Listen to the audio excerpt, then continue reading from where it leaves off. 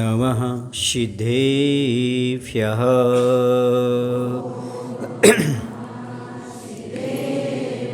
ॐ नमः सिद्धेभ्यः।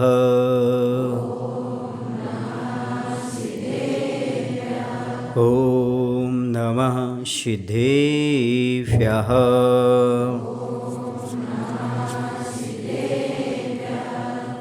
मंगलं भगवान् वीरो मंगलं गौतमो गणी मंगलं कुंद कुंदार्यो जैन धर्मोस्तु मंगलम जैन धर्मोस्तु मंगलम। बोलिए अहिंसा परमो धर्म की। देवाय देव श्री महावीर भगवान की। आचार्य गुरुदेव भगवान श्री विद्यासागर जी महाराज की। नवाचार्य श्री समय सागर जी महाराज की।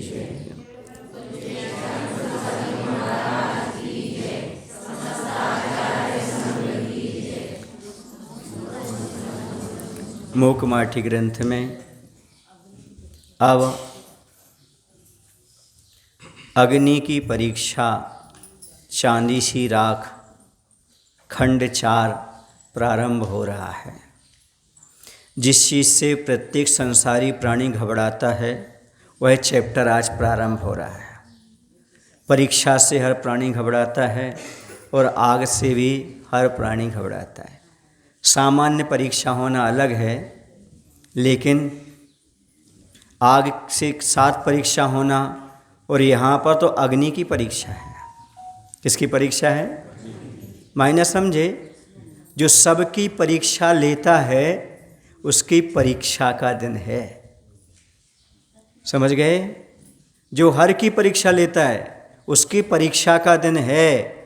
और जब वो परीक्षा में खरा उतरता है तो चांदी सी राख अपने आप प्राप्त हो जाती है। परीक्षा लेते लेते लेते लेते वर्षों बीत गए। जब खुद की परीक्षा होती तब समझ में आता है। दूसरे के दुख के बारे में व्याख्यान करते करते सांत्वना देते देते बहुत दिन हो जाते हैं। जब स्वयं पर दुख आता है तब मालूम पड़ता है दुख क्या चीज़ है। दूसरे के दुख के समय शांत रहना सरल है, लेकिन स्वयं के दुख का आकर के उसको शांति से सहन करना बहुत कठिन होता है। और जब स्वयं की परीक्षा होती तब मालूम पड़ता है कि वास्तव में परीक्षा क्या चीज़ है। परीक्षा लेते समय आज तक किसी को आकुलता नहीं हुई। जब भी आकुलता पैदा हुई है तो परीक्षा देते समय आकुलता होती है। परीक्षा लेने में तैयारी नहीं करना पड़ती, तैयारी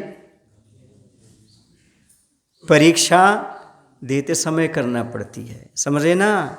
जैसे कोई मोक्ष मार्ग बढ़ रहा है, उसकी परीक्षा लेना बहुत सरल है, लेकिन स्वयं मोक्ष मार्ग बढ़ते हुए परीक्षा देना बहुत कठिन काम होता है, जो कि महान आत्मा ही कर सकती हैं। महान कार्य, कठिन काम महान आत्माओं का ही होता है। आप मोक्ष मार्ग पर बढ़ो ना बढ़ो, लेकिन मोक्ष मार्ग पर कैसे बढ़ना चाहिए ये आपको पता है। यदि आपसे भी पूछा जाए तो आप बता देंगे हमारे पिताजी को क्या करना चाहिए, आप बता देंगे हमारे भाई को क्या करना चाहिए, आप बता देंगे सदलगा के अध्यक्ष को क्या करना चाहिए, आप बता देंगे देश के लोगों को क्या करना चाहिए, आप बता देंगे देश के प्रधानमंत्री को क्या करना चाहिए। लेकिन मैं पूछना चाहता हूँ, आपको पता है क्या आपको क्या करना चाहिए? जब ये पता हो जाए तब बात करना। इसको पता है और बार बार कहता है इन्हें ऐसा करना चाहिए, इन्हें ऐसा करना चाहिए, इन्हें ऐसा करना चाहिए, लेकिन स्वयं को पता नहीं है कि हमें क्या करना चाहिए। जब स्वयं पर बीतती है तब मालूम पड़ता है कि सामने वाले की समीक्षा करना सरल है, पर परिस्थितियों से साक्षात करना बहुत कठिन काम है। कहीं ना आसान होता है। देखो ना, जब सामने वाले के यहाँ गमी होती है तब आप समझाने जाते हैं। गमी समझते हैं? एक आदमी की कमी, समझ गए? जब किसी के यहाँ किसी का क्या होता है, मरण होता है, तब आप उनके यहाँ समझाने जाते हो। जब आपके यहाँ किसी का होता है तो वो समझाने आता है। पर समझदार कौन है? यूं ही हम अपने मन को बहलाया करते हैं, जिन बातों को खुद नहीं समझते औरों को समझाया करते हैं। जिंदगी में यही तो चलता है। सामने वाले पर संकट आए तो आप समझाने पहुंच गए, और आप पर संकट आए तो सामने वाला समझाने आएगा। बताओ समझदार कौन है? दोनों मझधार में, दोनों समझदार नहीं है। तो यहाँ परीक्षा बहुत कठिन चीज़ है। और यहाँ पर किसकी परीक्षा होने जा रही है? अब अग्नि की परीक्षा है, क्योंकि दूसरों को जलाना सहज नहीं होता। क्या नहीं होता? दूसरों को जलाना सहज नहीं होता। आग भी सोच रही है जलाऊं कि नहीं जलाऊं, ये बात अभी आएगी। तो यहाँ पर हम प्रारंभ करते हैं। इस धरती का दिल दहल उठा, हिल उठा है, अधर धरती के कंप उठे हैं। धरती नाम की वस्तु वह दिखती नहीं कहीं भी।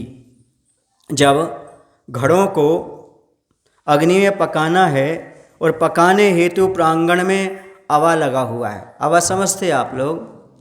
लकड़ियाँ बहुत सारी ढेर सारी रख देते हैं, है ना, और उसके आजू बाजू में रख देते हैं, अंदर भी रख देते हैं, और ईंट को पकाने की व्यवस्था करते हैं। उसे बोलते हैं अवा लगाना। क्या बोलते हैं उसको? आगे कन्नड़ में क्या बोलते हैं? भट्टी। भट्टी, हाँ वही भट्टी। और कुंभकार ने नीचे से लेकर ऊपर तक सब जगह जो है ना, सारी की सारी वहाँ पर क्या कर रखी हैं? लकड़ियों को जमा रखा है पूरा का पूरा प्रांगण में। अच्छी तरह से अवा को देखा और शीघ्रता से बिना देर किए निर्धारित समय सीमा के अंदर कुंभ को अवा के भीतर पहुंचाने हेतु उसे झाड़ पहुंच करके साफ सुथरा कर लिया। क्या कर लिया? साफ सुथरा कर लिया उसने। अब साफ सुथरा करने के बाद अब क्या करता है तो सुनिएगा। चाहे रति की हो या यति की, किसी की भी मति काम नहीं करती। धरती की उपरल औरता फलवती शक्ति वह जाएगी, पता नहीं कहाँ वह जाएगी। सुनो क्या होता है, जब परीक्षा होती है तो आपको मालूम है ना, परीक्षा के समय किसी की मति काम नहीं करती। और कई बार ऐसा होता है जो प्रश्न याद करके आते हैं परीक्षा में वो भूल जाते हैं और बार बार उसी को दोहराते हैं, और कभी कभी किसी का आंसर किसी में लिख करके आ जाते हैं। तो कह रहे इधर धरती का दिल दहल उठा, क्योंकि अग्नि परीक्षा हो रही है और अग्नि की परीक्षा हो रही है। हिल उठा, अधर धरती का कांप उठा, धरती भी कांपने लगी। धरती नाम की वस्तु नहीं दिख रही, वहाँ किसी को धैर्य नहीं है। धरती माने धैर्य, वहाँ पर कोई धैर्य धारण नहीं कर पा रहा है। सबको कुछ ना कुछ आकुलता हो रही है, क्योंकि परीक्षा के समय प्रत्येक व्यक्ति को आकुलता होती है। चाहे तैयारी हो या नहीं हो तो भी आकुलता अपने अंदर बनी ही रहती है, क्योंकि पर की इच्छा का नाम परीक्षा है। दूसरे की इच्छा को पूरा करना सहज नहीं होता है। और कह रहे अवा के निचले भाग में उसने और सब चीज़ें रख रखी हैं, सारी चीज़ें हो रही हैं। और कह रहे प्रायः यही सुना है कि नवचरों से भूचरों को उपहार कम मिला करता है, प्रहार मिला करता प्रभु असंयमी संयमी को क्या देगा, विरागी रागी से क्या लेगा। और सुना ही नहीं, कई बार देखा गया है कि नियम संयम के सम्मुख असंयमी ही नहीं, यम भी अपने घुटने टेक देता है। हार स्वीकार होती है नवश्चरों सुरासुरों को।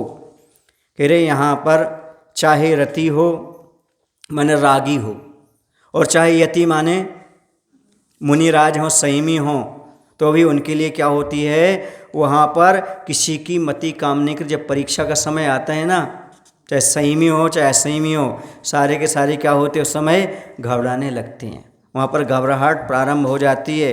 धरती की उपरिल उर्वरता फलवती शक्ति वह जाएगी, पता नहीं कहाँ वह जाएगी। कहाँ पर कैसा होगा ये यहाँ पर कहा नहीं जा सकता है।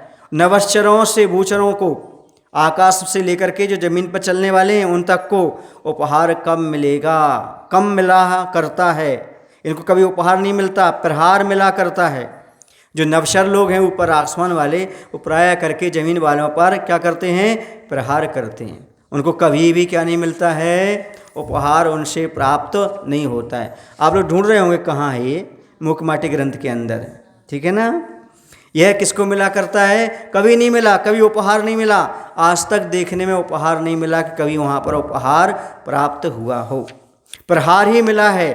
अर्थात कहने का तात्पर्य जो विज्ञान वाले लोग होते हैं, समझ रहे ना, वो धर्मात्माओं पर आक्रमण तो करते हैं पर कभी धर्मात्मा को उपहार देने के तैयार नहीं होते। आपने देखा होगा कभी उन्हें अच्छी चीज़ प्राप्त नहीं होती। दूसरी बात, असंयमी संयमी को क्या देगा ये बताओ।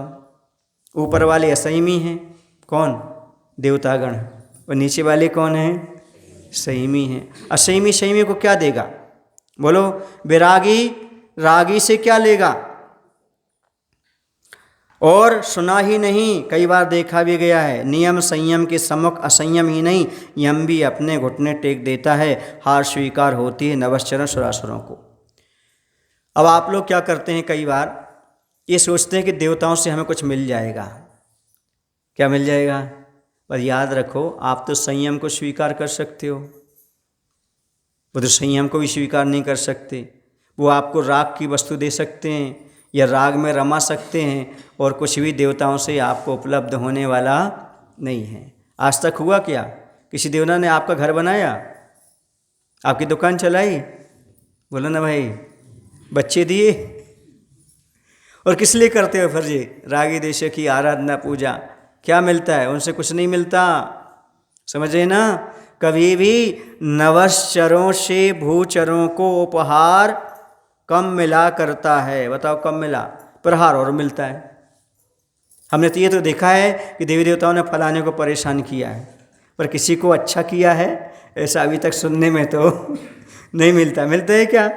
नहीं मिलता। देवी देवता इनको परेशान कर रहे, उनको परेशान कर रहे, ऐसा सुनने में मिलता है ना। इनको देवता परेशान करते हैं उनको, लेकिन किसी को अच्छा किया हो ऐसे बिरले ही देखने को मिलते हैं। इसलिए देवताओं से हमें कम ही प्राप्त होता है। और ध्यान रखो, देवता पुलिस वालों के समान होते हैं। जब भगवान पर उपसर्ग हुआ, पार्श्वनाथ भगवान पर, तो 7 दिन उपसर्ग हुआ, तब तक क्या कर रहे थे वो? क्या कर रहे थे? 7 दिन तक क्यों नहीं आए वो? जब उनका भगवान का अच्छा उदय आया कर्म का, सुने ना, तो उनके आसन कंपायमान होने लगे। धर्मेंद्र के आसन कंपायमान हुए। अरे उसे ज्ञात हुआ, जिन्होंने मुझे यहाँ भेजा है, मैं नागनागिन के जोड़े में था, जो वहाँ से जो उन्होंने हमें सदगति दिलाई है, उन पर उपसर्ग आया है, तत्काल उठता है और जाकर के वहाँ पर फन फैलाने का प्रयास कर। लेकिन कब तक? 7 दिन के बाद। तब तक कहाँ सो रहा था बताओ आप? क्योंकि जब तक भगवान का कर्म चल रहा था, अशुभ कर्म चल रहा था, तब तक उस स्वर चला। जैसे अशुभ कर्म छटा तो सामने वाला निमित्त मिल गया। समझे हो? तो आपको पता है देवता बाद में ही क्यों आते हैं? जैसे पुलिस वाले बाद में आते हैं, सारे झगड़े हो जाते हैं, सब कुछ हो जाता है, तो बाद में पुलिस वाले आ जाते हैं। इसी देवताओं का काम है। पुलिस वालों की दोस्ती भी अच्छी नहीं और दुश्मनी भी अच्छी नहीं। ऐसी देवताओं की दोस्ती भी अच्छी नहीं और दुश्मनी भी अच्छी नहीं। अपमान करना नहीं है और भगवान जैसा मानना नहीं है। समझ में आ रहा है आपको कि नहीं? ये ध्यान रखना। अपमान तो किसी का भी नहीं करना, संसार में भूल कर भी किसी का अपमान नहीं करना, ये नियम ले लो। क्या? अपमान नहीं करना हमें, लेकिन हर किसी को भगवान के रूप में स्वीकार भी नहीं करना। हर कोई भगवान नहीं होता और हर कोई शैतान नहीं होता। समझ गए ना? बीच वालों से बीच जैसा ही व्यवहार करना चाहिए। तो यहाँ पर कह रहे हैं असंयमी ने आज तक संयमी को क्या दिया है? आप क्या दे सकते हो बताओ? रागी से बीतरागी क्या चाहता है? बीतरागी क्या चाहेगा रागी से? जबकि रागी स्वयं शरण लेता है मन वचन काय से बीतरागी शरण में आता है। कौन? रागी स्वयं। अब रागी से बीतरागी क्या चाहेगा? बोलो देवता यार, आप महाराज को दे क्या सकते हैं? बोलो भाई, मोक्ष मार्ग में सहयोगी बन सकते हैं। कर्म की निजरा तो नहीं करा सकते ना, मोक्ष मार्ग तो नहीं दे सकते ना, मुक्ति का लाभ तो नहीं दे सकते, मत सहयोग कर सकते हो। वो भी आप अपने आप का कल्याण करने के लिए कर रहे हो, उसमें भी आपका कल्याण होने वाला है। एक दिन हमने कहा था महाराज के पास आप आओ या महाराज आपके घर जाएं, फायदा किसका है? बोलो ना भाई, आपका ही है। महाराज आपके घर जाते तो पड़गहन देने जाते हैं, और आप महाराज के पास आते हो तो ज्ञान मिलता है, महाराज से सब मिलता ही तो मिलता है सब कुछ। बोलो फायदा किसका है? आपका ही है। महाराज को क्या मिलता है? महाराज को उससे कोई भी उपलब्ध होने वाला नहीं। तो रागी बीतरागी को क्या देगा? जबकि वह रागी स्वयं शरण लेता है मन वच काय त्रियोग, तीन काय से, मन वचन काय से, तीनों प्रकार से योगों से वह नमस्कार करता है। विरागी रागी से कुछ भी नहीं चाहता और उसका जो कुछ दिया हुआ है वो काम में आने वाला भी नहीं है आहार के अलावा। इसलिए आचार्य भगवंत ने हम लोगों को बताया है कि आप रागियों को देना भी और रागियों से लेना भी। क्या आचार्य ने क्या बताया? रागियों को दोनों हाथों से देना और रागियों से दोनों हाथों से लेना। बस ध्यान रखना, 24 घंटे में एक बार लेना दोनों हाथों से, उपवास हो तो नहीं लेना, और बाकी दोनों हाथों से आशीर्वाद देना। बस इतनी कहा। कितना लेना कितना देना? 24 घंटे में एक बार आहार लेना, उपवास ना हो तो, समझ रहे ना। और 24 घंटे जब भी वो आ जाएं, आपके आवश्यक के समय ना आए, आवश्यक पूर्ण होने के बाद जब आएँ तब दोनों हाथों से उठा करके उनको आशीर्वाद दे देना। बस इतना ही कहा, इसके अलावा कुछ नहीं कहा लेने देने को, समझ रहे हैं। इसलिए अपन ने भी सोचा मंदिर में सोना है, एक बार खाना है, न किसी से कुछ लेना है न किसी कुछ देना है। बात करते यही है जीवन। क्या चाहिए रागी से? क्या देगा रागी रागी को? बोलो। मोक्ष मार्ग में सहयोगी बन सकता है। और ये कहो महाराज को निमित्त बना के वो अपना मोक्ष मार्ग प्रशस्त कर लेता है। वैसे असंयमी जीव जो होते हैं वो मोक्ष मार्गी नहीं कहलाते। मोक्ष मार्गी कौन कहलाते हैं? जो अणुव्रत या महाव्रत के धारी होते हैं। और पूर्ण मोक्ष मार्ग तो महाव्रत से शुरू होता है। लेकिन कुंद आचार्य महाराज ने रणसार ग्रंथ में लिखा है, जो प्रतिदिन देव पूजन करता है और मुनि को दान देता है वह भी मोक्ष मार्गी है। ऐसा क्यों कहा? क्योंकि मोक्ष मार्गी का सहयोग दे रहा है, इस अपेक्षा से है। अभी आगे नहीं बढ़ रहा, उसकी माँ दिशा मोक्ष मार्ग की ओर हुई है, दृष्टि का परिवर्तन हुआ है। इतने में ही उन्होंने मोक्ष मार्गी कह दिया। उन्होंने 3 टाइटल दे दिए, एक नहीं 3 टाइटल। मोक्ष मार्ग रग्गो, मोक्ष मार्गी है, सम्यक दृष्टि कह दिया, धर्मात्मा भी कह दिया। क्यों कह दिया? क्योंकि बच्चों को प्रोत्साहन देना पड़ता है, गिफ्ट देना पड़ती है, समझ गए ना।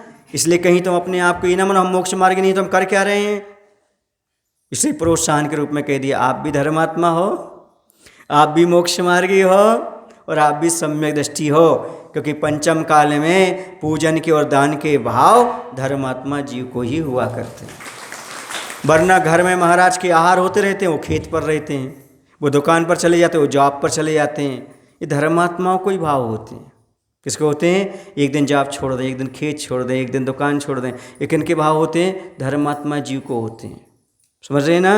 अब बाकी आगे नहीं बोल रहा हूँ, है ना। धर्मात्मा जीव ही भाव करेगा कि देखो दिन भर हम पूरी ज़िंदगी भर तो दुकान खोल रहे हैं, पूरे साल भर दुकान खोल रहे हैं, समझ रहे हैं ना। 365 दिन 64 दिन 364 दिन दुकान खोल रहे हैं, खेत पर जा रहे हैं, नौकरी कर रहे हैं, साल में एक आध दिन तो मौका मिलता ही है मुनि के पड़गहन का, ये हम अवसर नहीं चूकेंगे। ऐसा भाव धर्मात्मा अपने अंदर सजो कर रखता है। आज तो हम पड़गहन करेंगे चाहे कुछ भी हो जाए, समझ रहे हैं ना। और रक्षाबंधन है, अरे भैया दुनिया भर के मेहमानों को सब किया, ये तो अवसर मिला है पहली बार कि रक्षाबंधन पर हम अतिथि का सत्कार करेंगे, ये अवसर हमें प्राप्त हुआ। ऐसा भाव रखता है। लेकिन भाव किसके अंदर होंगे? धर्मात्मा के। थोड़ा धर्मात्मा थोड़ा पापी होगा, ढुलमुल होगा, करें कि नहीं करें, हो कि नहीं हो, अब बाजू में खड़े हो जाते हैं, आजू में खड़े हो जाते हैं, यहाँ चले जाते हैं, सहेली के यहाँ पहुँच जाते हैं। बोलो ना, ऐसे विकल्प होते कि नहीं होते हैं? होते हैं। क्यों?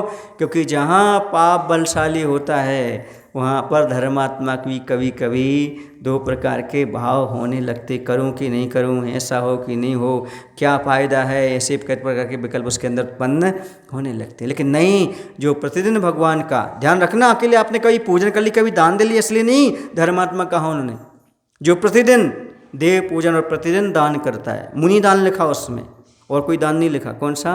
मुनियों को दान। और वो ही दे सकता है जो व्रती होगा। क्यों? क्योंकि शुद्ध बनाएगा, शुद्ध खाएगा और खिलाएगा, इसलिए वो मोक्ष मार्गी हो जाएगा। आई समझ में?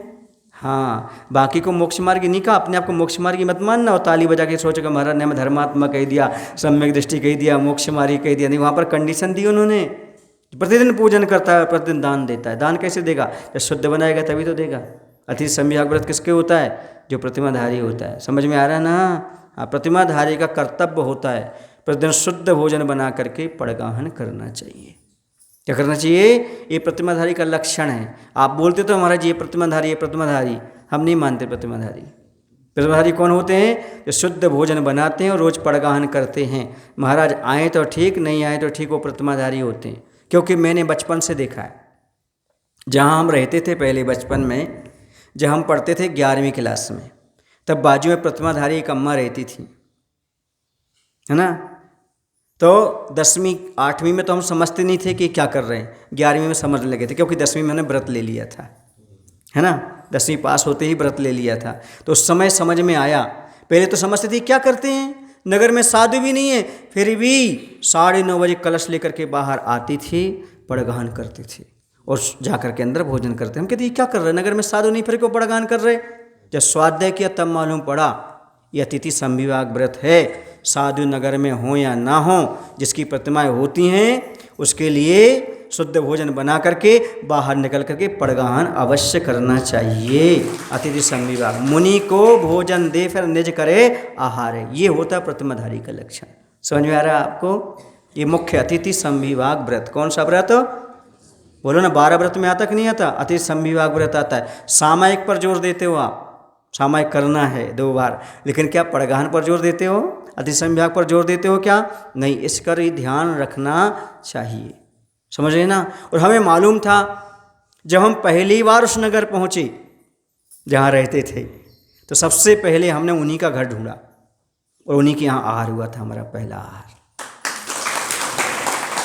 मुझे पता था इनके शुद्ध भोजन मिलेगा, इनको चौका लगाना नहीं पड़ेगा, ये तो शुद्ध रोज बनाते और रोज पड़गाहन करते हैं। बस समझ में आ रहा है आपको? क्या रागी कुछ नहीं चाहता और अपने को मोक्ष मार्गी मत मानना। जब तक ये 2 चीज़ें प्रतिदिन नहीं करो तब तक देव पूजन, और देव पूजन तो करते हैं लेकिन एक चीज़ नहीं करते। कौन सा? मुनि को दान। रहनसार ग्रंथ में देख लेना लिखा हुआ है, शायद 11 नंबर की कारिका हो सकती है, मुझे जहाँ तक ध्यान है, और आगे पीछे भी हो सकती है। तो उसमें ऐसा पूरा पूरा व्याख्यान किया गया। फिर उसमें आगे लिखा हुआ है, आगे क्या लिखा हुआ है सुनाऊँ आपको? उसमें लिखा है जो मुनिराज के आहार के बाद बचा हुआ भोजन ग्रहण करता है वह नियम से मोक्ष जाता है। अब ऐसा मत करना आप कि जहाँ आहार वहाँ पहुँच जाओ, क्योंकि महाराज ने कहा है महाराज के आहार के बाद बचा भोजन करने से। देखो भाई, आज के युग में बहुत चालाकी है, बहुत समझदारी है लोगों की, इसलिए कह रहा हूँ। कौन करेगा बताओ? जो प्रतिदिन मुनिराज को शुद्ध भोजन बनाए, मतलब अपने घर में शुद्ध भोजन बनाएगा, मुनिराज को पड़गाहन करेगा और आहार देगा, बचेगा तो खाएगा, यही तो कहा है, वही मोक्ष जाएगा। तो कौन हो गया वो? कौन हो गया? वह अतिथि संविभाग व्रत का धारी हो गया, वही आगे चल करके मुक्ति का लाभ प्राप्त करता है, ऐसा लिखा है। क्योंकि अर्थ का अनर्थ मत निकालना, है ना। क्योंकि कर्नाटक में प्रथा है, क्या प्रथा है? जहाँ महाराज के आहार होते लोग प्रसाद लेते हैं। क्या लेते हैं? हाँ, प्रसाद दो, प्रसाद दो। प्रसाद नहीं कहलाता वो, क्योंकि दिगंबर साधु के या भगवान के यहाँ कोई प्रसाद नहीं होता। खुशी से एक दूसरे को खिलाना पिलाना अलग होता है, और उसे क्या मत बोला करो? प्रसाद नहीं बोला करो। उसे समझ में आया ना? भगवान का प्रसाद तो आशीर्वाद होता है, गुरु का प्रसाद तो आशीर्वाद होता है। बात समझ रहे ना? कुछ बातें आप लोग नहीं समझ रहे होंगे, वैसे हैं सब पुरानी, आप पढ़ते नहीं हैं, ध्यान नहीं देते, इसलिए आपको इस प्रकार की बात सामने आ जाती है। तो बैरागी रागी से क्या लेगा? कुछ नहीं लेता, आहार के अलावा कुछ नहीं लेता। वो भी आप जबरदस्ती देते हो तब। बोलो ना भाई, कुछ लोग उसमें भी मना करते हैं, हमें नहीं, हमें नहीं, ये नहीं चाहिए, ये नहीं चाहिए, ये नहीं चाहिए। इसलिए कह रहे यहाँ पर, और सुना ही नहीं, कई बार देखा गया है, नियम संयम के सम्मुख असंयमी ही नहीं, यम भी अपने घुटने टेक देता है। जहाँ पर संयमी जीव होते हैं, जिनके पास नियम संकल्प होते हैं, उनके यहाँ मौत भी एक बार सोचती है। कौन सोचती है? मौत भी सोचती है। अकाल मरण नहीं होता, मौत को भी समझना पड़ता है। समझ रहे आप लोग कि नहीं? देवता तो क्या, वो कह रहे देवता तो क्या, असंयमी तो क्या, यमराज भी वहाँ पर संकुचित होता है, अपने घुटने टेक देता है। अर्थात मुनिराज के चरणों में देवता भी आकर के नमस्कार किया करते हैं, सिर झुकाया करते हैं। समझ रहे आप लोग? आए समझ में? ये कहाँ जा रहा है यहाँ पर? और वो हार स्वीकार कर लेते हैं नवश्चरण सुरासुरों को, और चाहे नवशर हों चाहे सुरासुर हों, सभी, चाहे विद्याधर आदि हों, चाहे और कोई भी हों, या सुर माने स्वर्ग के देवता हों, असुर माने नीचे के हों, सभी आकर के चरणों में झुक जाते हैं। मतलब तीनों लोकों के जीव संयमी के चरणों में आकर के नमस्कार करते हैं। इसका आशय हो गया, तीनों लोकों के जीव आकर के मुनिराज को क्या करते हैं? नमस्कार किया करते। इस संयम की महिमा है। किसकी महिमा है भाई? संयम की महिमा। संयम के माध्यम से इस प्रकार का प्राप्त होता है। धम्मो मंगल मुख्यम अहिंसा संयमोतवो देवावितस्स पड़मंती जस धम्मे सयामनो। धम्मो मंगल मुख्यम, धर्म ही मंगल और उत्कृष्ट है, और अहिंसा संयमोतवो, जो अहिंसा और तप से संयुक्त है, ऐसे धर्म का जो पालन करता है, देवता भी उन्हें बार बार प्रणाम किया करते हैं। नमोस्तु भगवान, नमोस्तु महाराज, ऐसा बोला करते हैं। किनके चरणों में? जो संयम का पान करते हैं, संयमी होते हैं, उनके चरणों में। देखो ना, जब कभी कभी महाराजों पर कोई आपत्ति उपसर्ग हुए हैं तो देवताओं ने आकर भी संरक्षण किया है। आपके दक्षिण की ही बात है और पंचम काल की ही बात है। भद्रबाहु महाराज, कौन से महाराज? जब 12 साल का अकाल पड़ा था चंद्रगुप्त मौर्य के काल में, तब क्या हुआ था? जब भद्रबाहु महाराज दक्षिण की ओर आ गए थे, क्योंकि उत्तर में उस समय क्या पड़ा था? अकाल पड़ा था। तो यहाँ पर महाराज जहाँ रहते थे तो वहाँ पर नगर बसा दिया देवताओं ने, उसकी थोड़े दूर जा कर के नगर बसा दिया जंगल के अंदर। और महाराज आहार को निकलते थे तो वहाँ पर उनकी आहारचर्या संपन्न होती थी। पर महाराज को पता नहीं कि देवता हैं कि मनुष्य हैं, क्योंकि देवता आहार दान के पात्र नहीं होते। आप बड़े हो कि नहीं? क्योंकि आप महाराज को क्या दे सकते हो? दान दे सकते। देवता आहार दान क्यों नहीं दे सकते? क्योंकि वो असंयमी होते, कभी जीवन में कोई नियम का पालन नहीं कर पाते। समझिए ना? स्वर्ग के जो देवता होते, चतुर्निकाय के जो देव होते हैं, चाहे वह वैमानिक हो, चाहे वह भवनवासी, चाहे व्यंतर, चाहे जोशी, वह कोई भी क्या नहीं कर सकते? दान नहीं दे सकते। पर उन्होंने दान दिया, समझिए ना? और महाराज को मालूम पड़ गया तो महाराज आहार नहीं लेते, ये भी ध्यान रखना। मालूम नहीं पड़ा इसलिए महाराज देवता से आहार लेते रहे। एक बार क्या हुआ, भद्रबाहु महाराज के कोई शिष्य थे संग में, वो कमंडलू भूल करके आ गए वहाँ। क्या भूल कर आ गए? कमंडलू। फिर वो कमंडलू लेने के लिए वहाँ गए तो वहाँ कोई नगर नहीं था, कोई महल नहीं था। एक वृक्ष के डाल पर कमंडल लटका था। उन्होंने महाराज को बताया, महाराज वहाँ कोई नगर नहीं है, वहाँ तो देवता नगर बसा के आहार दे रहे थे। समझ रहे? फिर क्या किया? महाराजों ने प्रायश्चित लिया। समझ आ रहा है? तो पंचम काल में भी भद्रबाहु महाराज को देवताओं ने आकर क्या दिया है? आहार। समझ रहे ना? ये बात अलग है कि वैमानिक देव नहीं आते। कौन से देव नहीं आते? वैमानिक। बाकी और जो देव हैं वो आकर के नगर बसा करके आहार दिए हैं। ऐसा पंचम काल में हुआ है। समझ रहे आप लोग? हाँ, तो ये आज भी है। संयमी के सामने देवता आज भी नतमस्तक हुआ करते हैं। समझिए ना? आचस्य के जीवन के बहुत सारे प्रसंग हैं जिसमें कई बार देवताओं को देखने में मिला हम लोगों को, उन्होंने आकर के सेवा की व्यवस्था की। एक संस्मरण सुना दूँ आपको? तो सुना देता हूँ। पेंड्रा गांव का संस्मरण है। आचस्य को उस समय पैर में हर्पिस रोग हुआ था। कौन सा रोग हुआ था? हर्पिस। वो अग्नि माता के नाम से जाना जाता है, जो कि बड़े बड़े फोड़े टाइप के हो जाते हैं, इतने दाने दाने से उभर आते हैं और पूरे हड्डी में दर्द होता है। उसमें इतना दर्द होता है, यदि हवा लगे तो ऐसा लगता है जैसे बिच्छू काट रहे हो, और धरती का स्पर्श हो तो ऐसा लगता है जैसे कि कोई सुई चुभा रहा हो। उसे हर्पिस बोलते हैं। क्या बोलते हैं? हर्पिस, ऐसा कुछ नाम चलता है। तो वह रोग होता है। आप लोग अग्नि माता के नाम से जानते। कभी एक पर्टिकुलर हड्डी को पकड़ लेता है वो, और बहुत बेचैनी होती है, वो तो आकुलता होती है। मुझे भी हुआ है, मैं जानता हूँ उसमें क्या होता है। तो वह रोग हुआ था उस समय। तो फिर भी आचस्य उस समय इतनी दृढ़ता थी आचस्य की, उस समय थोड़ा सा पैर पीछे करके आगे और पीछे से करके माला फेरते थे, ध्यान करते थे। तो उस समय क्या होता था, आचसी आहाचर्य को पहले उठते थे। हम 2-4 महाराज जो भी रहते थे वह सहारा दे करके आहाचर्य संपन्न कराते थे उस समय पेंड्रा गांव में। और क्या होता था कि जैसे आचसी यहाँ पर आते थे तो कुछ महाराज आहार को चले जाते थे, 2-4 महाराज वहाँ पर रहते थे ताकि कोई शावक आकर के क्या ना करे, उस पैर को स्पर्श ना करे और डिस्टर्ब ना करे। तो उस समय हम और पुराण सागर साहेब 2 महाराज जी वहाँ बैठे हुए थे, बाकी महाराज आचार्य हो गए थे। तो ये कोई दादा आए, समझ रहे ना, दादाजी आए और सीधे सीधे आकर के प्रवेश करने लगे। हमने मना किया, नहीं आप अंदर नहीं जाएंगे। वो बोलते नहीं मैं तो इस गांव का वैद्य हूँ। क्या बोले? वैद्य हूँ। हमने कहा ऐसा कैसा वैद्य हो सकता है? धोती थी और कुर्ता था और बुजुर्ग थे, लेकिन था सुंदर आदमी। और कहता है कि मुझे अंदर जाना है, मुझे मात्र ये जो एक जड़ी बूटी लेकर आया था इतनी, बस ये स्पर्श करना है, बस मैं कोई दवाई लगाऊंगा नहीं, कुछ नहीं करूंगा, बस स्पर्श करके आ जाऊंगा। हमने कहा इतना करना तो चले जाओ भाई। वो चला गया और देखते देखते उसने अपनी जड़ी बूटी को लिया और ऐसा आचस की दर्द हो पैर में ऐसा लगाया और चला गया। समझ गए ना? उसके जाने के बाद आचार्य जी अच्छे से बैठ गए, उनका रोग गायब हो गया,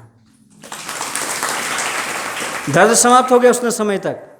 अब फिर क्या हुआ, थोड़ी देर बाद हमने कहा वो वैद्य कहाँ गया, ढूंढो देखो। पूरे गांव में नहीं मिला। लोगों से पूछा, बोले हमने निकलते ही नहीं देखा उसको यहाँ, जबकि पब्लिक बैठी बाहर।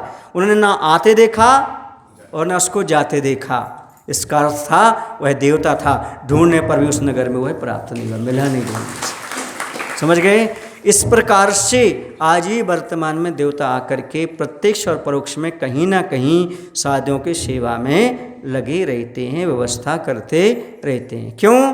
क्योंकि संयमी की सेवा करना हर एक व्यक्ति चाहता है। कौन नहीं चाहता? जो सम्यक दृष्टि होगा वो हर एक व्यक्ति चाहेगा कि मुझे देव शास्त्र गुरु की शरण हमेशा प्राप्त होती रहे। आज अवलोकन हुआ अवा का सरसरी दृष्टि से। अब अविलंब अवधारित अवधि में अवा के अंदर कुंभ को पहुंचाना है और अवा को साफ सुथरा बनाया जा रहा है। समझ रहे ना? अवा के निचले भाग में बड़ी बड़ी टेढ़ी मेढ़ी गांठ वाली बबूल की लकड़ियां एक के ऊपर एक सजाई जाती हैं और उन्हें सहारा दिया जा रहा है। लाल पीली छाल वाली नीम की लकड़ियों का शीघ्र आग पकड़ने वाली देवदारू सी लकड़ियां भी बीच बीच में बिछाई गईं। धीमी धीमी जलने वाली सचक्कन इमली की लकड़ियां भी अवा के किनारे चारों ओर खड़ी की गई हैं और अवा के बीचों बीच कुंभ समूह व्यवस्थित है। अब क्या किया, जो कुम्हार था ना, उसने पहले ज़मीन को साफ सुथरा किया, क्योंकि अहिंसक है। कौन है? अहिंसक है। आपको ये शिक्षा मिल रही है, जब भी आप चूल्हे में लकड़ी को रखो भोजन बनाते समय, तब वहाँ पर परिमार्जन अवश्य कर लेना चाहिए। क्या कर लेना चाहिए? परिमार्जन, क्योंकि वहाँ पर सूक्ष्म जीव हो सकते हैं। आजकल चूल्हा तो नहीं बचा, अब गैस आ गया है, फिर भी गैस के ऊपर क्या करना चाहिए? परिमार्जन अवश्य करना चाहिए। सूक्ष्म जीव दिखाई नहीं देते, उनकी बराधना से आप बच सकते हो। ना हो जीव, यदि सीधा जलाओगे तो प्रमत्त योगात प्राणोपरम हिंसा का दोष लगेगा, और आपने परिमार्जन कर दिया तो आप उतनी हिंसा से कम आप बच सकते हैं। इसलिए परिमार्जन करके ही काम करना चाहिए। पहले हमने देखा जब चूल्हा होता था गांव में, तो सुबह सुबह जो अम्मा वगैरह रहती थी वो कपड़ा ले जाती थी सॉफ्ट, और उसको पहले परिमार्जन करती थी, साफ करती थी, उसके बाद फिर आग जलाती थी। ये क्या है? अहिंसा दया का परिणाम। आचार्य तो कहते हैं कि आम बना लो मत कहो काट खाओ। हिंसा या क्रूरता तजो। क्या कहते हैं? आम माँ बिना काई माँ बिना हनु, है ना? तो क्या कहते हैं? आम बना लो मत कहो काट लो। सुन रहे ना? क्रूरता तजो। सब्जी काटना नहीं बोलना, कभी सब्जी बनाना बोलना। क्या बोलना? सब्जी बना लो, सब्जी सुधार लो, ऐसे शब्दों का उपयोग करो। ये क्रूरता है। काटना क्या है? क्रूरता परिणाम है। इसलिए बोलने में भी क्रूरता मत रखो। काट लो शब्द ठीक नहीं, सब्जी क्या करो? बना लो। आई समझ में आपको? सब्जी क्या कर लो, बना लो। अब क्या नहीं करना, काट लो। ध्यान रखना, क्योंकि क्रूरता है ये। शब्दों में भी क्रूरता नहीं होना चाहिए, मन में, वचन में और शब्दों में किसी में क्रूरता नहीं। मन वचन काय से क्रूरता का त्याग करना चाहिए। अब कभी मत कहना सब्जी काट लो, नहीं कहना सब्जी बना लो या सब्जी सुधार लो। और आप जो फली वाली सब्जी होती है ना, फली वाली समझते हैं, जैसे गवार फली है, समझ रहे हैं ना? आप लोग कई बार सोचते होंगे महाराज क्यों नहीं लेते। जैसे भिंडी है, इनको कभी ऐसा नहीं बनाया जाता, इनको ऐसा बनाया जाता है। पूछो क्यों? ऐसा बनाने से उसके अंदर जीव दिखाई दे जाएंगे आपको, और ऐसे बनाओगे तो जीव नहीं दिखेंगे, उसके अंदर जो होगा वो सब, बोलो ना भाई। इसलिए अहिंसा का पालन करने के लिए भिंडी का क्या बोलते हैं आप लोग उसको? हाँ, उसको क्या करना आपको? ऐसा नहीं बनाना। कैसे बनाना? ऐसा करके। मिर्ची भी जब बनाओ तो ऐसे नहीं बनाना, मिर्ची को भी ऐसा करके पहले अंदर देख लो, उसके बाद उसका क्या करना, ये सब चीज़ें शोधन करना। ये आपके लिए अहिंसा का पालन करना है सूक्ष्मता से। इस प्रकार का विवेक तो आप घर में रख सकते हो, बोलो ना भाई, रखना चाहिए। हमने देखा है इसलिए बोल रहे हैं, बुरा नहीं मानना। हाँ, कहीं कहीं ऐसा रहता है और कहीं कहीं ऐसा भी रहता है। कुछ समझदार हैं तो ऐसा बना लेते हैं, जिनको मालूम है। जिनको नहीं मालूम हमने बता दिया कैसा करना है, सब्जी का कैसा फाड़ करना है, ऐसा करना है, ठीक है? ऐसा नहीं करना है। इससे क्या होगा, अंदर के जीव आपको दिखाई दे जाएंगे ऐसा करोगे तो। नहीं है जीव सो अच्छी बात है, फिर भी आपका प्रमाद नहीं रहेगा वहाँ पर, यदि आप शोधन करके अच्छे से करते हैं तो। ये आपकी व्यवस्था है कि हमारे लिए अहिंसा का ध्यान रखना है, क्योंकि भावों से सारा खेल होता है। और आपके भाव कैसे हैं, जीव नहीं है तुम तो कर दो, ऐसा नहीं, समझ रहे ना? इस बारे में आपको विचार करना है, सोचना है, बार बार चिंतन करना है कि हम जो कुछ भी कर रहे हैं उसमें हमें अहिंसा का ध्यान रखते हुए कार्य करना है, जितना बन सके उतना। समझ गए? वरना ये लोग तर्क देने लगते हैं, घर में विवेक नहीं रखते, मंदिर में बड़ी बात करने लगते हो अहिंसा की। ऐसा बोलते हैं ना लोग, जिनको अपना मत सिद्ध करना होता है ना, इस प्रकार के प्रश्न उत्पन्न करने लगते हो। तो इस ध्यान रखो, घर में भी सावधानी पूर्वक ही कार्य करना चाहिए, जिसके माध्यम से आपको हिंसा कम से कम लगे। चाहे आरंभी हो, चाहे उद्योगी हो, चाहे विरोधी हो। संकल्प का तो त्याग कर देना चाहिए। किसका? संकल्प हिंसा तो कभी करना ही नहीं चाहिए। तो यहाँ पर अवलोकन किया, देखा अच्छी तरह से झाड़ फूक करके। एक दिन हमने कहा था, आप गाड़ी में चलते हुए जीव नहीं बचा सकते, पर गाड़ी से बैठने से पहले गाड़ी के नीचे तो देख सकते हो। चाक के नीचे कोई पंचंदी जीव तो नहीं बैठा, रात भर आपकी गाड़ी रुकी रही और नीचे कोई जीव तो नहीं है, जैसे अमरकंटक में होता था। उस समय सुबह सुबह भालू नीचे आ जाते थे गाड़ी के, गाड़ी रखी रहती रात में तो नीचे आकर के सो जाते थे। तो ऐसे कहीं कोई जीव तो नहीं है, ये थोड़ा देख करके भी तो आप गाड़ी में बैठ सकते हो, बोलो ना। और मान लो जिस दिन आपको सफ़र नहीं करना, जैसे आज अष्टमी थी, त्याग कर सकते हो। अष्टमी को हम वाहन का त्याग करते हैं। जितने वाहन चल रहे हैं ना, उनसे जीव का घात हो रहा है, उसके आप पाप से बच जाओगे। वरना वाहन का त्याग नहीं है तो जितने जीव जा रहे हैं उन सबका आपको क्या लग रहा है? दोष लग रहा है, पाप लग रहा है। सुने आप लोग, नाखून पालिश लिपस्टिक का त्याग है आपका, फिर ये नहीं है तो दुनिया में जितनी भी बन रही है उसमें जितना खून जीवों को मारा जा रहा है वो सारा पाप आपको लग रहा है। इसलिए कई बार पुरुषों से पूछते हैं लिपस्टिक, वो कहते हैं महाराज मजाक नहीं करो। मजाक नहीं कर रहे हैं, तुम्हारा त्याग है कि नहीं है? लगाते तो नहीं हो पर त्याग तो नहीं है। त्याग करो, लाने का और लगाने का। घर में लाकर भी नहीं देंगे और स्वयं भी नहीं लगाएंगे चीज़ें, क्योंकि किससे बनी हुई हैं? खून आदि से निर्मित होती हैं। समझ रहे ना? अब बताओ, कोई लिपस्टिक लगा करके मंदिर आएगा तो पवित्र को अपवित्र करेगा कि नहीं? हाँ, कहाँ करेगा? मंदिर को अपवित्र करेगा वो। लिपस्टिक लगा के आ गए, नाखून पालिश लगा करके आ गए, ये सब क्या चीज़ है? ये पवित्र स्थान था, इससे अच्छी नहीं आती तो पुण्य लग जाता है आपको, पर आकर के जो तुमने गंदगी की है ना, उसका पाप कौन भोगेगा? असाध्य रोग। कौन से रोग? असाध्य रोग। देखो, किसी आपके बच्चे को कोई थोड़ा सा चांटा मार दे, आपको कैसा लगता है? बोलो ना, उसको छोड़ेंगे नहीं। और जिसकी जीव को मार करके तुम उसका खून लगा रहे हो, उस पर कैसी बीतती होगी, कैसा लगता होगा उसको? आपने सोचा कभी? फिर कहते महाराज जी हमारा बच्चा बीमार रहता है, नाखून पालिश का त्याग है, लिपस्टिक का त्याग है, नहीं है तुम्हारा बेटा स्वस्थ नहीं होगा। पहले इन हिंसक चीज़ों का त्याग करो, आपका बेटा बिना दवाई के स्वस्थ हो जाएगा।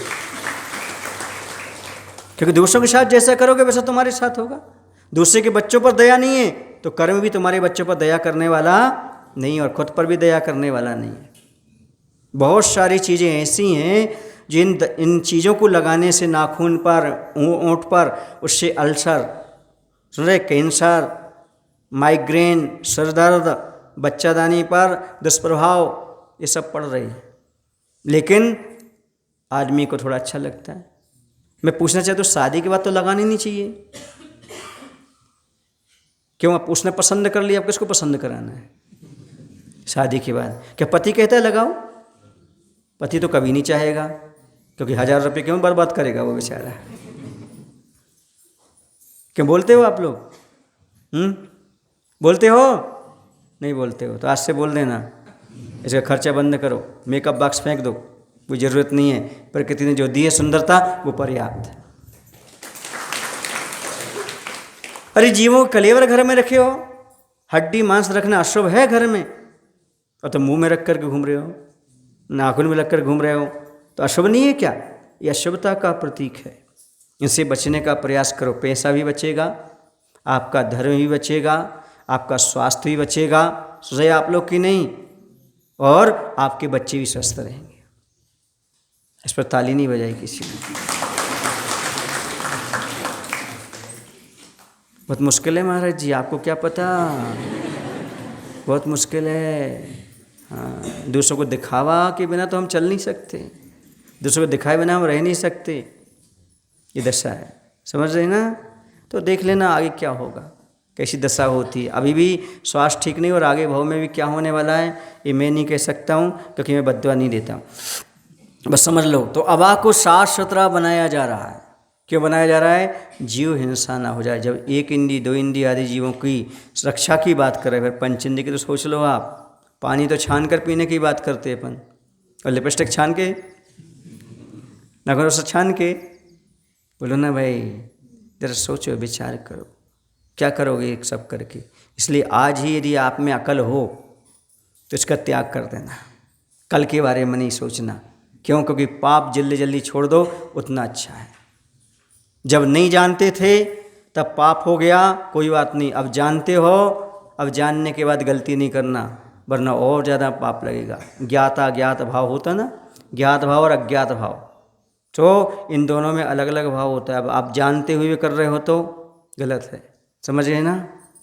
एक सज्जन ने बोला, महाराज जी आप कहते हो रात्रि भोजन मत करो, क्योंकि रात्रि भोजन करने वाले नरक में जाते हैं, लेकिन अड़ोस पड़ोस में जो जैन छोड़ करके सब रात में खाते हैं वो नरक जाएंगे क्या? हमने कहा वो बिल्कुल नहीं जाएंगे। क्यों नहीं जाएंगे? क्योंकि उनके गुरु ने नहीं बताया, उनके धर्म में नहीं बताया, बताया है तो पढ़ा नहीं है।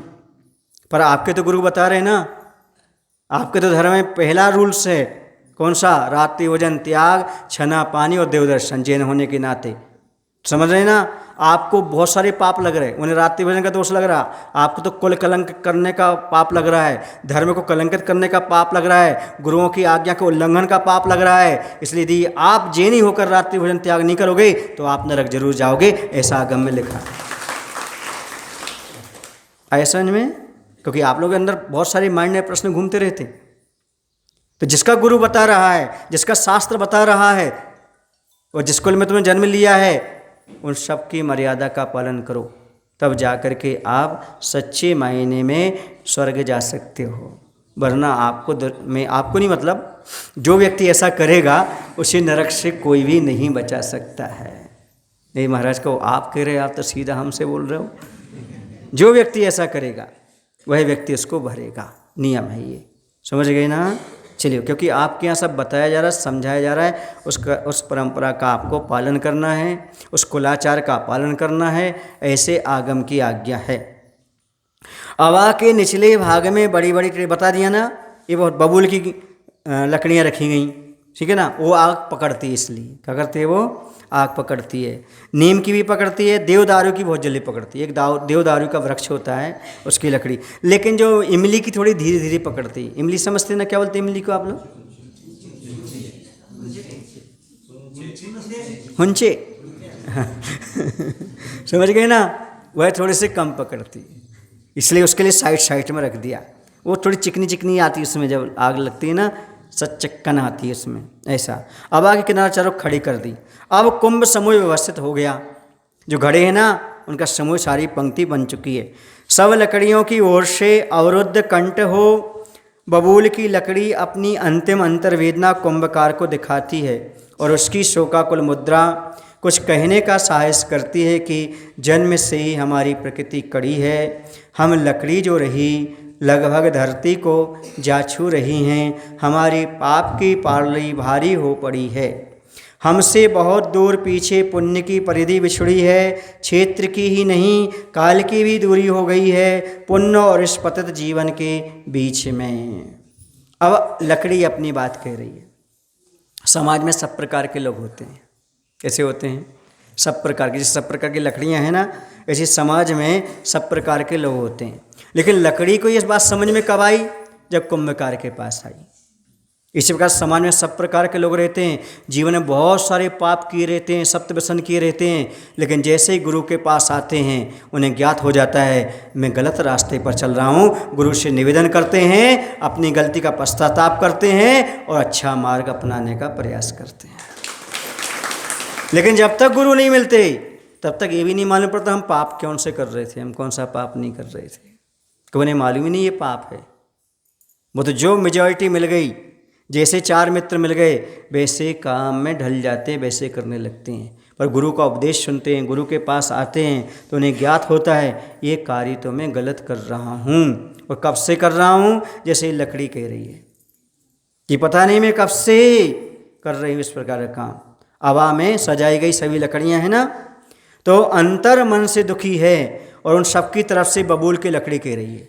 सारे समूह में है पर एक बबूल की लकड़ी क्या कह रही है? रुंधे हुए कंठ से, दुखी कंठ से, मतलब रोते हुए ऐसा लग रहा है, स्पष्ट आवाज़ नहीं आ रही उसकी, कि अपनी अंतर्वेदना कुंभकार से कहती है। शोकाकुल मुद्रा सहित कुछ कहने को हिम्मत करती है। धरती की कोख से उत्पन्न होते ही हमारा शरीर सख्त रहा है, कठोर बने रहे हम। अभी भी हमारा जीवन पाप से भरता जा रहा है, अभी भी हम पाप में लगे हैं। हम ऊपर उठने की बजाय नीचे की ओर जा रहे हैं, जमीन में धंसते चले जा रहे हैं। समझ गए ना? पाप की पलड़ी भारी हो रही है, पुण्य की कमजोर हो रही है। सुन रहे हैं? आप लोगों का भी यही है। पलड़ी रखो, कितना पुण्य किया और कितना पाप किया, 24 घंटे में रखाओ हिसाब। बोलो, पाप ज़्यादा होता है कि पुण्य ज़्यादा होता है? हाँ। आध घंटे भजन, 23.5 घंटे भोजन। कितना समय है भगवान की आराधना के लिए, प्रभु की आराधना कितना समय है आपके लिए? अभी महाराज हैं, थोड़ा समय मिल रहा है, बाकी जल्दी जल्दी मंदिर आए, द्रव चढ़ाए, सिर टेका और चलते बने। जय हो भगवान आपकी और हमारी है। आप अपनी जगह और हम अपनी जगह। ऐसे ही होता है? होता है, बिल्कुल होता है। तो यही कह रहे हैं कि अभी तक हम क्या करते आए? पाप की पलड़ी पूरी हमारी भारी है, और जो भारी है वो कहाँ जाएगा? बोलो ना, नीचे जाएगा। और नीचे कहाँ? भोजनशाला में? नहीं भैया, भोगने की शाला में। मात्र नरकों में कर्म भोग लो और कुछ नहीं। कर्म फल चेतना के अलावा कुछ भी नहीं वहाँ। कर्म चेतना, कल फल चेतना, मत कर्म फल को भोगो और कुछ भी नहीं वहाँ, कुछ नहीं कर सकते आप। नरकों में चाहो तो शुभ परिणाम उत्पन्न नहीं होते, शुभ विक्रिया नहीं होती, अशुभ शरीर, अशुभ विक्रिया, सारी चीज़ें अशुभ ही होती हैं। तुम चाहो किसी को भला कर दो, वहाँ भाव ही नहीं होंगे आपके, क्षेत्र का प्रभाव। नरकों में मारकाट चलती रहती, चाहे सम्य दृष्टि चाहे मिथ्या दृष्टि हो, मारकाट तो चलती रहती वहाँ पर पूरी के पूरी। वहाँ कोई बचत का भाव नहीं, किसी को बचा लें किसी नहीं, मारने के भाव होते वहाँ। ये क्षेत्र का प्रभाव है। इसलिए अभी थोड़ा सा चेत जाओ। क्या कर लो? चेत जाओ, ताकि वहाँ आपको ना जाना पड़े। समझ रहे आप लोग कि नहीं? ठीक है, कोई बात नहीं। जाना हो तो 30 नरक से नीचे नहीं जाना। पूछो क्यों? क्योंकि यदि हम देव बन गए ना तो संबोधन करने 30 नरक तक आ सकते हैं, उससे नीचे नहीं जा सकते। देवता कौन से नरक तक जा सकता है संबोधन करने? 30 नरक तक, ठीक है ना? इससे नीचे नहीं जाना, ठीक है? करे हो मतलब जाना ही है नीचे आपको, हे भगवान, बोलो ना महाराज, हम तो आपके पीछे पीछे आएंगे, हम नरक नहीं जाएंगे। बोले हाँ महाराज, तीसरे से नीचे नहीं जाएंगे। अब भोलापन कहें आपका कि हाँ महाराज तीसरे से नीचे, ये कहो ना महाराज हम ऐसे काम नहीं करेंगे, कर रहे हैं तो छोड़ देंगे ताकि हम नीचे नहीं जाएं, हम तो आपके पीछे पीछे आएंगे, आपके पैर पकड़ लेंगे। सुने ना, और ध्यान रखना, साधु के पैर अंत समय तक पकड़े रहोगे तो स्वर्ग तक पहुंच ही जाओगे, पक्का है। कि कुछ ना कुछ आपको तत्व प्राप्त हो जाएगा, कुछ ना कुछ आप ऐसे पाप से बच जाएंगे जो आपको दुर्गति में ले जाने वाला है, यदि साधु के पास रही तो, ये पक्का है। क्योंकि इतनी सद्बुद्धि आपको ऑटोमेटिकली आ जाएगी महाराज के पास आने से। जैसे सूर्य के सामने आने से तेज मिलता है, जैसे चंद्रमा के पास आने से शीतलता मिलती है, वैसे साधु के पास आने से हमारी बुद्धि पाप की पुण्यमय हो जाती है। उस समय 4 बार सोचना पड़ता है, विचार करना पड़ता है कि हमें कैसे करना, क्या नहीं करना। तो कौन से नरक तक जाना? तीसरी बोल रहा है। बोलो ना भाई, कोई नरक नहीं जाना।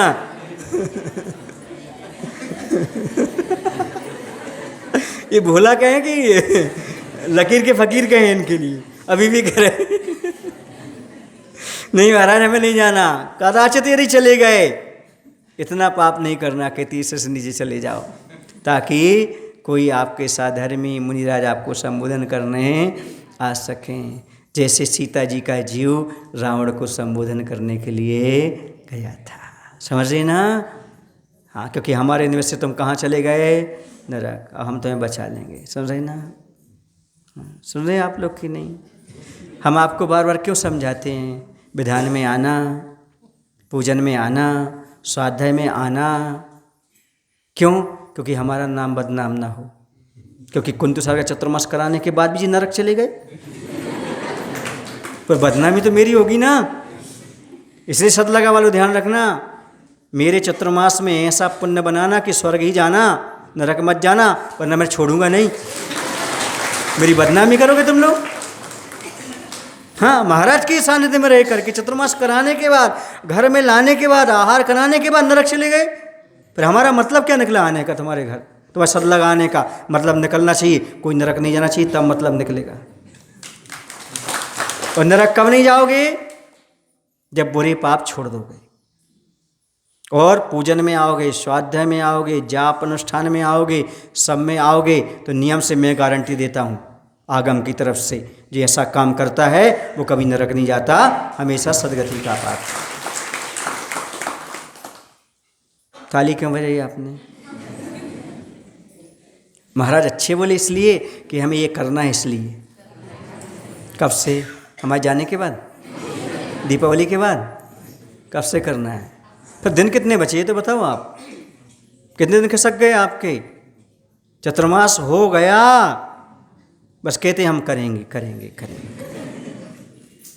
नीतिकार कहते करिष्यामि करिष्यामि करिष्यामि चिंतेत, मरिष्यामि मरिष्यामि मरिष्यामि विस्मृत। क्या लिखा उन्होंने? मैं कल करूँगा करूँगा करूँगा करूँगा ऐसा सोचता है, पर मैं मरूँगा मरूँगा मरूँगा ऐसा भूल जाता है। पता है क्या कल रहने वाले हो आपके? नहीं, क्या गारंटी है क्या? बोलो ना। महाराज जी जब तक आप हो तब तक तो नहीं जाएं। और तो लाभ तो लो, नहीं जा रहा है कोई बात नहीं, लाभ तो लेने का प्रयास करो कम से कम। ये कह रहा हूँ, जिंदगी उन्होंने नहीं पाई है जो जी रहे हैं, जिंदगी उन्होंने पाई है जो धर्म करते हुए जी रहे हैं। वरना तो मृत के समान है, जीवन का कोई मायना नहीं है। पतित जीवन से कोई मायना नहीं।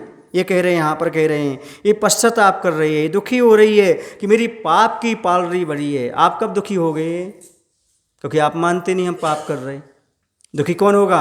ये मानता है कि मैं पाप कर रहा हूँ। बोलो ना भाई, बोलो। बताओ, अंधकार से कौन डरता है?